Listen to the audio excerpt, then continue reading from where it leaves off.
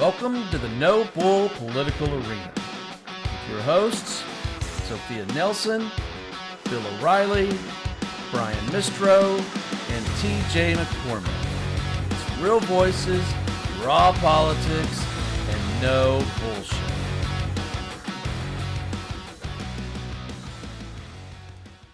Good afternoon, everybody. Welcome to the No Bull Political Arena. I'm here today with Sophia Nelson and TJ McCormick, and we have so much stuff to talk about today. We're going to have to jump into it and start rushing into a little bit of it. But let me, if I can, first of all, start talking about some of these polls that have come out. Trump is now minus 43 on the economy with Indies, and I'm going to get to a point here. He is minus 37 on jobs with Indies. 52% of the country think the job market is bad, with the highest number thinking that unemployment is going to go since the Great Recession. And here's the kicker. Donald Trump's base has always been non-college degrees, always has been, okay? So last year he was plus 14, which is what he's pretty much always run with non-college educated. The latest poll that just came out yesterday, minus 9 with no college degree. It's a problem, folks. So over the weekend, there was a special election in Louisiana, and it was just like the other special elections that we have seen. It was a district that Donald Trump won by 13, and it flipped to 37 points for the Democrat. The Texas stuff is not an outlier. And now we're noting, it's been noted today with the latest retirements, Republicans are retiring from the House of Representatives at the second highest rate since the 1950s. With the only date that's ever beat it was 2018. And you don't have to be a political historian to know 2018 is when the Republicans got cleaned out. So, as I've said before in the show, I don't know what Republicans are cooking, but something's burning in the kitchen. What do you make out of this, Sophia? I mean, if you're anything like the rest of our audience, I'm sure you probably just, no surprise. So a few thoughts, and I want to be thoughtful about this because I think it's actually important and it's interesting. And I think, again, as we are in our 250th year and moving ever closer to that anniversary in July, my first thought is I thought that Governor Chris Christie, who I am not a fan of, and I grew up in New Jersey, I just am not a fan of his. I thought he said something profound this week on ABC. And he said that the presidency has everything to do with character. And if we go from George Washington forward and look at the successful presidencies and the presidents that are beloved and the presidents who get things done, they're good approval ratings, they're studied, there's no drama, they kind of keep their head down. You know, if they're like Eisenhower, beloved, commander from World War II, but has a two-term presidency. Some people may say he was boring or whatever, but he got a lot of shit done. And he was also the first president, Republican president, to use the National Guard to integrate schools and, Little Rock, etc. And one of the things that he made this really good nexus about was that a lot of people have been making excuses for Trump and saying, oh, I know he's an asshole. I know he's not a good guy, but I like the policies. And Christie's point was the reason the policies aren't getting done, that we still have prices too high. We have an affordability problem. We have a housing problem. We have a this problem and that problem. We have an absolute deficit skyrocketing as we all sit here and talk, is because the man sitting in the Oval can't get done what he's supposed to get done because he spends more time, pissing on people on Twitter, posting racist memes, suing people, threatening people, doing this, doing it. He's a drama king. Every day it is a new drama. So the reason that you see the numbers that you just went through isn't because Donald Trump didn't run on some of these things and didn't say that he was going to fix these things. It's because we have a person of such bad moral character and lack of leadership ability that he can't get anything done. Hence, to my second point about this, you asked me what I thought. Republicans are full of shit and they bear some responsibility here. Everything ain't about Donald Trump. Donald Trump does what he does. He's no different than he was the first time. He's just worse this time. The Republicans are cowards. They are in the majority in the House, in the Senate. They have the majority on the Supreme Court, and they have the presidency. And they can't get anything done. And so what are they going to do? They're going to quit and run home and retire and say, oh, I can't get anything done. I don't want to work with Trump. But I don't want to say that in public, which is another thing that Chris Christie did. So, of course, Bill Maher asked him for names, and he dropped Lindsey Graham Yeah, I saw that, Lindsey as, Graham. one of the people who will speak lovingly about the president in the open or on the floor of the Senate or the House, but walk up to you and go, oh, he's a whack job. I think he's crazy. But I can't say that in public. That's not acceptable to me.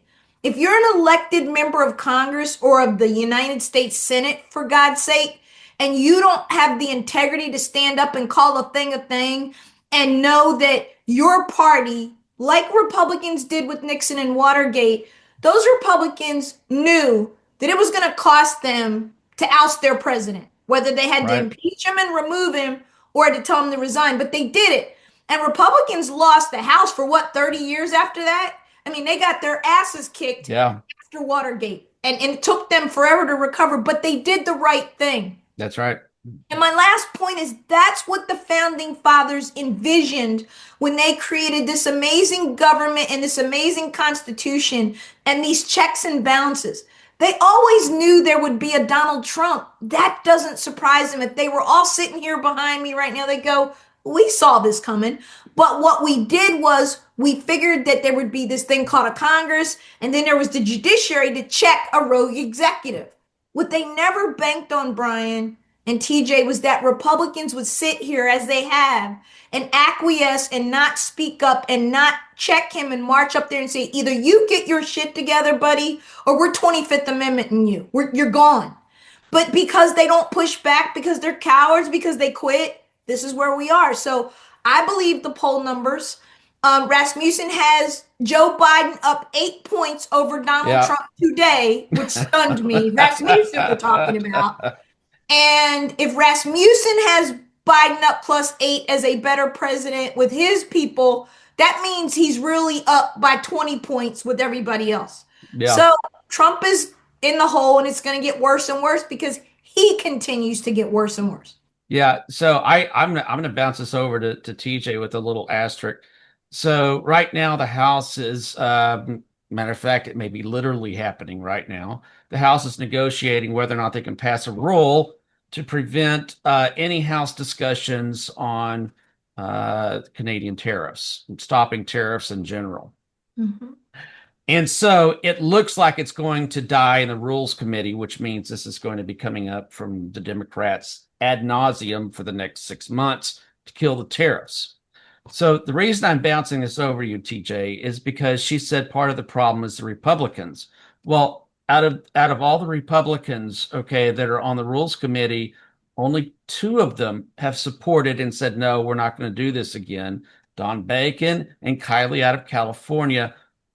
Bacon is gone. He's not running for re-election. And Kylie's district has been gerrymandered like crazy with the Democrats. He's not going to get reelected either. And the rest of them have come out and said, well, I don't believe in tariffs, but I'm going to vote for this anyways. So how much of this is Donald Trump, TJ, and how much of this is actually just Republicans or politicians in general? I think a lot of it is, I mean, I don't really find much to take to task in what Sophia said or in what people's opinions of Donald Trump are. Um, uh, at the same time, and I really loathe whataboutism. I think I mentioned this the last time I had the floor here. I don't like whataboutism, but every once in a while, a whatabout is actually just sort of, is sort of a fact, and it kind of counters. No, I've never been a fan of the guy. I'm not I don't know enough about tariffs to say I'm totally on board with all of suddenly we hear an American president talking about tariffs being the grand answer to everything. It's weird. Um, I think, and I'll just keep going with like buckshot here. I'll just try to hit what I remember because Sophia really covers so much ground and does it so eloquently that it's I'm a lawyer. I'm supposed to do that. He Hey, never see, there says you go. nice. He never says nice things about me. Oh, that's because you're not a lawyer. But anyway, no, but at the same time, while we're saying that Trump can't get anything done, and we're talking, and yet at the same time we have the majority by one vote, in the House and a couple more in the Senate. It sounds to me like there's some intellectual honesty happening. It sounds like we've got some intellectual honesty. I'm sorry, something just popped into my screen and then went away. We're under siege. If the president can't get anything done, how come that's also not kind of part of the Democrats as well? I mean, don't forget we came into this administration with, the sky on fire because Orange Man bad. I hate being a cliche. I hate saying it like that. But with rare exception, I don't know how many bipartisan votes have happened in the House. I'm not sure how many things have not just gone along party lines. True. I don't know how many times Donald Trump uh, has or Republicans have tried to get something done without Hakeem Jeffries standing there and like the first thing out of his mouth is, or within a few words, fascist. Um, you know, the country's on fire right now because Democrats strike a match every time this guy. So and given that he is not a an eloquent, kinder and gentler type of elected official, he is a barnstormer and a shit slinger. That's a bad combination. He has a very thin skin and he swings at every pitch, which I know drives his comms people nuts. Would drive me nuts. So, yeah, I think the one bit of stuff we have to wait to come back and see is let's see what the impact is of the big beautiful law. Let's see how people's wallets are impacted positively, working class and otherwise. Let's see how the far left does via their proxy in New York City. Turns out 96% of the homeless people that tried to call 311 for help didn't get help in New York City. Let's see how that sort of track record builds up on Mamdani. Kathy Hochul picked a far leftist to be her running mate. Let's see how that works out. Let's also see where the dust settles on these Epstein files. So in other words, it's it's November is right around the corner, but it's Yeah, still it's early. political lifetimes. And I'll wrap with this. Everything we're talking about here is absolutely we're talking about the midterms. All of this is clearly about the midterms. I understand that. Yeah. And I think even Trump knows he's in a race to try to beat November because he is absolutely going to get shellacked. The Republicans are absolutely going to be taken out behind the barn and shot. I don't And, know if the elections are jacked up. I don't know about that. I don't know. I've already resigned myself to it being a complete lopsided majority, and I do think the Senate is, if not in danger, gone, and so I think Trump knows that, and he's in a foot race to get as much as he can get done with whatever he has remaining in terms of votes. So there you go. That's Hey, my Brian, take. there goes TJ trying to be rational and act like we're in the 1980s or 1990 and we're not. Donald Trump is not going to go gently into that night, as Nope. Dylan Thomas would say. No, He's he's not. not. And they're going to work real hard to do whatever they can to muck this shit up and to say that it ain't right and it's rigged and whatever else. And don't forget about ICE. My biggest fear is him deciding that he has the power to send out, customs and border agents to go and police elections and scare the Yep. shit out of people, particularly in the deep south and places where you have, real Swing ugly districts. history, right? And you've got to, because well, you really would have to do that. You're right. In some places in like the Northeast, New York would be a place, I guess you would have to do it in some of the other places. But Virginia with the 10-1 map is going to be that's going to get interesting. And I think anybody that thinks he's not serious about what he's been saying about nationalizing the next elections is not taking him seriously. I think he's very serious about that, actually. Yeah, and we had Lisa Murkowski come out today and put the kibosh on it. I The do want to Save add that, Act. Yeah. yeah. So for those that don't know, the Save Act is legislation Republicans are trying to push through right now. I give it a reasonable chance that it could pass the House. It's not 100%, but in order to I get agree through the with you. Senate, I don't. So to get through the Senate, they've got to get cloture in the Senate, which is 60 votes. They can't do it just with Republican votes, and they couldn't even get Lisa Murkowski on it today. So I Well, think think it's about dead it on like this, arrival. Brian. If you're in a House race and you're in a swing district and you're a Republican and you're an old moderate, or at least you try to be, you don't want to go to female voters. And again, people aren't awake to this shit yet because they always wake up late in this country. We do stuff Sure. late. Women who've gotten married, and that's quite a few women in this country, finding your birth certificate is one thing, having a Yeah. passport. I couldn't believe the numbers of people that don't have passports. That was astounding to me. Yeah. And then I thought the real ID that they got was supposed to kind of fix this, and now they're giving you another two hurdles. Who's going to their voting booth with the kids in the car screaming they're trying to get their vote in with their passport, their birth certificate, and everything else? That's a poll tax. That's a regressive thing on women, and it only applies to women, not to men. So you want to piss off 50% of the population and women vote. That's a bad move. I wouldn't vote for it if I was a Republican in a swing district. No way. Well, as a married man, I'll tell you right now, you don't want to come home and mama be angry either. So, Yeah, and I will point out, so I have always been for ID. I do agree with that. I don't agree with it to the point that they're going to take it. However, they're also trying to go after mail-in voting. And I got to tell you, it works. that's soldiers. I love it. I'm in Washington State. It works. My son signed his. You have to sign the outside of the ballot. They sent it in. Signature didn't match. They called him. He had to go cure it. The process works. I'm not a Democrat. I'm not a progressive saying this, folks.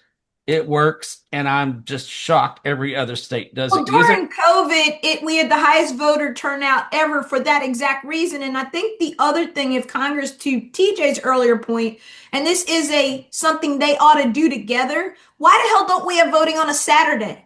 Why don't we put Make it voting a, make it a, on make a it a, freaking yeah, Saturday? yeah. And everybody has no excuse. There are people that have to work, but the vast majority of people could go vote, and you would have, I would gather, at least 20 to 25% better turnout, if not more, on a weekend because people could get it done voting at 7 in the morning when the polls open here, or 7 at night. If you're my mom used to be a nurse and she would do graveyard. When is she voting? Because it's not open when you Right. go and it's not open when you get off.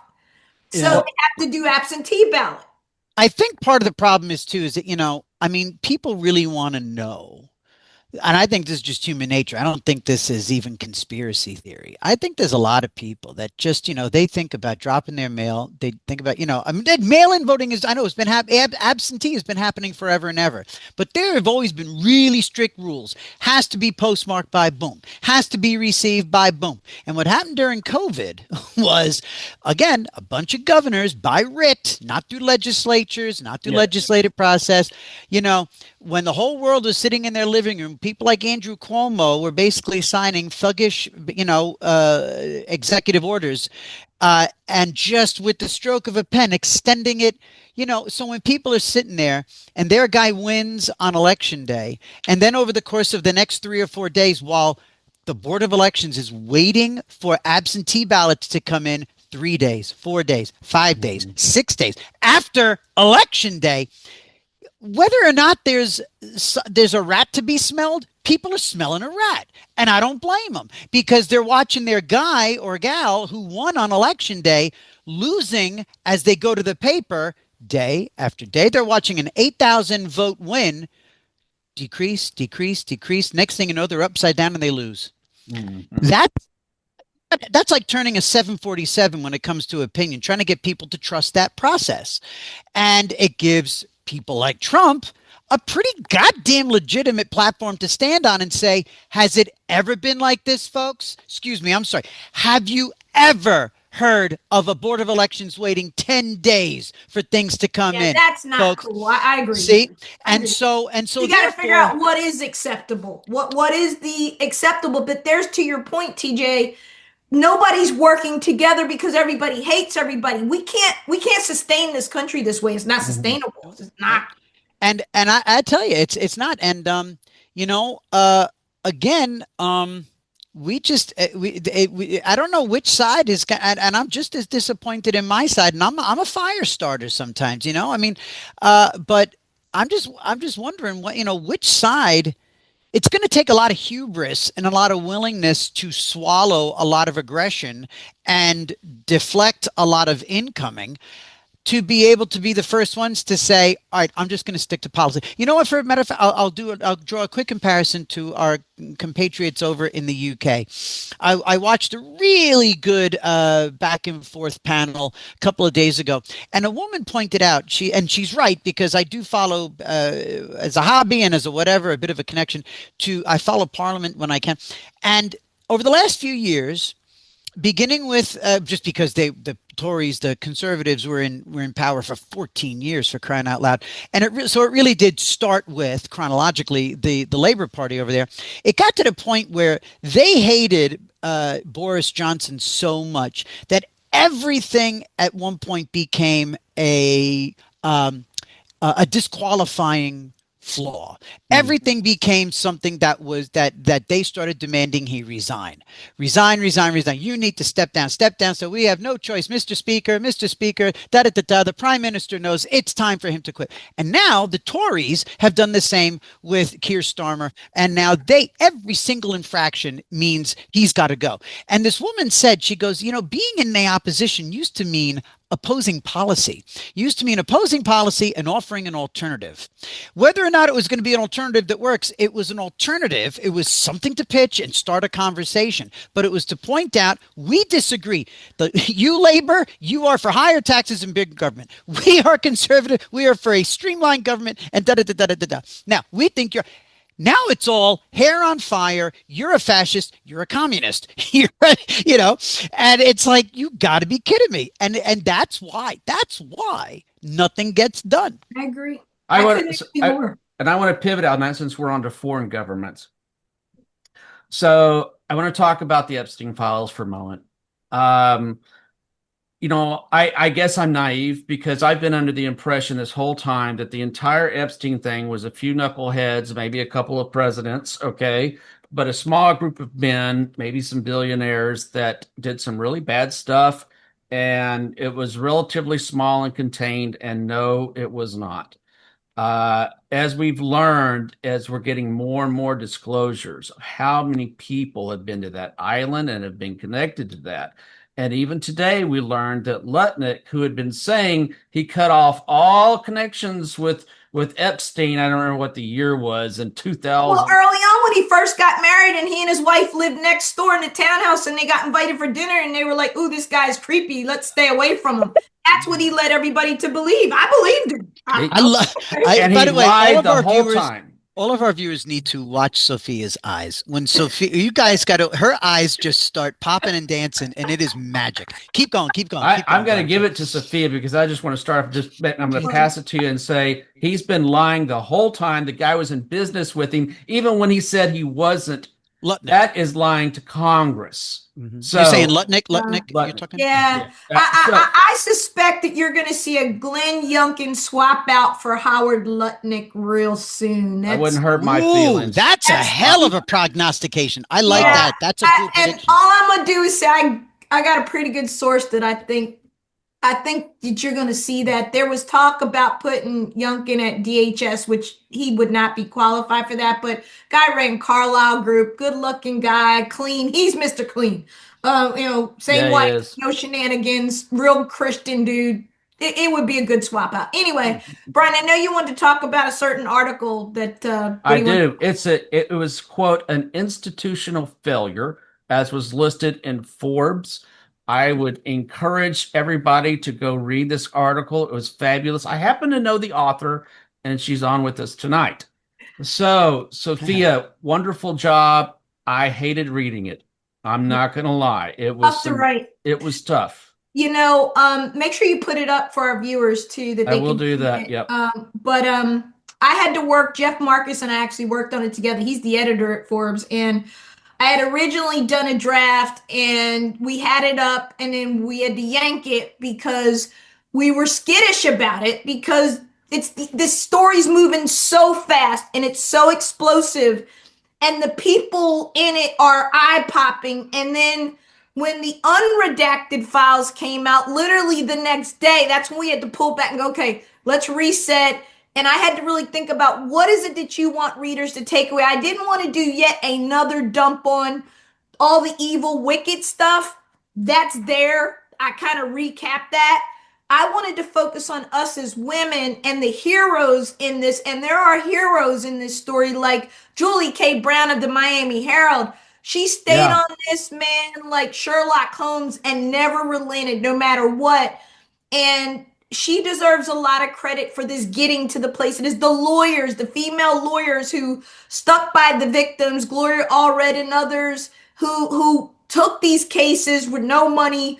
People like Virginia Giuffre, who, where do you get the balls to sue Prince Andrew and make him write your $17 million check? Even though there was no admission of liability, we now see that house of cards imploding. And so I really wanted to focus on the women and the survivors who went to Congress and got Massey and Ro Khanna to say, we're going to do a bipartisan thing here. And thank God for Marjorie Taylor Greene. I can't believe I'm saying this.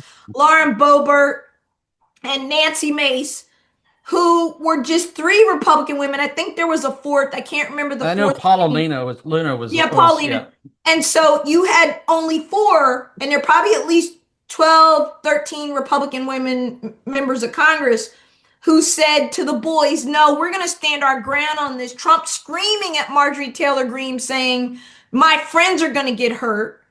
Um, and it took courage. I mean, her career She was killed it.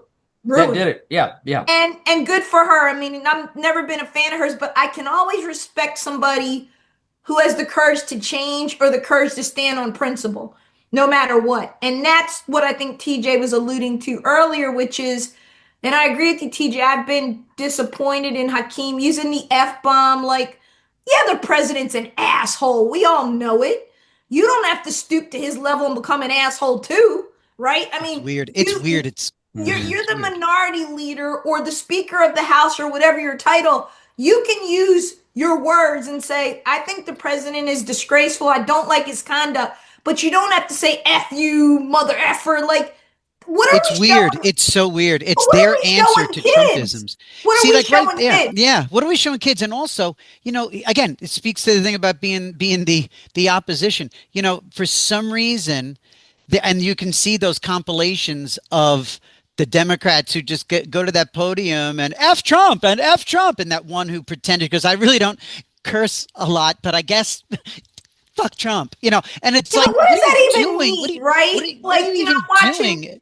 United States Senators mine Warner Especially when others. the point is we're better than him. If the Right, point is we're right, better than him. right. In fact, there's who's that Mm. impressive young pediatrician? I think we're trying to book the one running. Is it in South Carolina? Annie Right. Andrews Oh is yeah, coming on Annie next Andrews, week. South Carolina. Yeah. Okay, when is she on possibly? Or Wednesday. Wednesday. Okay. One week from tomorrow. I may have to figure out a way to get in, because I tell you what, if I can't be here for that one, I got to task somebody to do it on my behalf and be my proxy. What a massive disappointment to see this bright-eyed, eager challenger, a pediatrician who has to put, even though she did it with asterisks, has to put the word bullshit, even though we're fans of that word here, on her debut inaugural uh, on the premiere of her campaign. Her campaign kickoff says, "I'm sick of the bullshit," with granted asterisks, but right there, you're not even like the nominee yet, and already you're in the mud. Why be Yeah, but they're classless? gonna like it and it's gonna resonate like this show because And it people shouldn't. It people shouldn't. we don't disagree. And I, like I said, have been disappointed. I know Yeah. Hakeem, he's a frat brother to my Alpha Cap Alpha woman, and I like him normally. Mhm. But the coarse language, and then Schumer trying to be fly daddy, Oh, using curse words, and I'm like, you look like an old fart yep. trying to Yep. go that son of a And hey, bitch. Yeah, My guy same. Mike Lawler does it all the time. Yeah, And I stop know, and cursing. Like, you look silly. he'll see this, or he'll hear about this, and he will give me shit. But you know what? Mike is really, and if Billy O'Reilly was here, he would agree with me, because all three of us are buddies. Yeah. It drives me nuts. I'm like, Michael, Congressman, sir, you don't need to. Well, It just, whatever. I think, Brian, back to your original question and, Yes. kind of the poll numbers and how Americans feel, really, I think we're all pretty disgusted about everything. And that's just a dangerous place for the country to be, Sure. particularly in I'm our exhausted 250th of it. birthday. I'd It love is. to debate. It I'd love is. to debate policy. I I, would love. And by the way, would that not be a better litmus test for how people should be voting? Wouldn't you love to know? Wouldn't everybody? Hey, everybody, home. Everybody at home. Wouldn't you rather know where your representative stands ideologically, intellectually, what they really, really think granularly about being a Republican, being a Democrat, being a non, being a democratic socialist? Wouldn't you rather actually know something about them intellectually, rather than just if they are for or against Trump, for or against something, and F you along the way? I fully agree. And I think that, I'm hoping that we can get George Conway on here because Mm. George is running, in that House seat in New York Is against that New York Schlossberg and 11? I others. don't, is that New But York 11? I can't remember. Yeah, Yeah, I but think George's whole campaign is very focused on removing Trump and I'm going to be curious to see how that translates because my thought is, is in a congressional district or any particularly race like that, people are more concerned about granular issues like, my damn electricity's too high, my food bill's too high, whatever. But I do think back to the Epstein issue. Yes, yes. Sorry. Yeah. The article that I tried to write, I always try to, my big thing in life is what the hell am I going to learn from this? What do I take away? What can I learn from the most horrific thing that's happened to me or Mm, to someone else and what do I do with it? mm, And to me, the takeaways were very clear that women stood up and pushed back. Some of them ruined, destroyed, some of them we've never heard from again. Particularly those that started speaking up in the 90s and the 2000s, right? Mhm. But again, it was Julie Brown having the backing of the Miami Herald and Virginia Giuffre deciding to file that civil suit and women writing books and women coming forward and saying, if we go in a group, we have power. And it goes back to TJ's point. If this country ever figures out that we are better together, that when we build bridges, we are always going to disagree. Always. That's what we are built on, disagreement. Those 13 colonies, e pluribus unum, out of many one, simply means mm, that they were vastly different in South Carolina than they were in Pennsylvania, than they were in mhm, Massachusetts, than they were in Georgia. And mhm, so, if we don't understand that that hasn't changed and that TJ and I may see different things differently, but we agree on the fundamentals of character, conducting yourself properly when in public office, decorum, that we can disagree agreeably. We might be yelling and screaming, but I don't have to talk about your mama, and you don't have to say you're going to kill me. And all this craziness that we do, Mhm.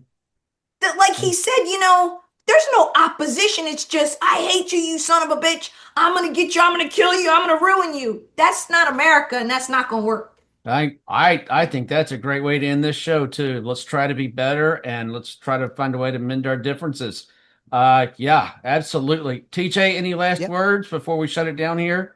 I love my mama. And by the way, TJ never says that nothing ever nice about me. So we could start We there. all love our mamas, even You when have they're pains in you, the ass.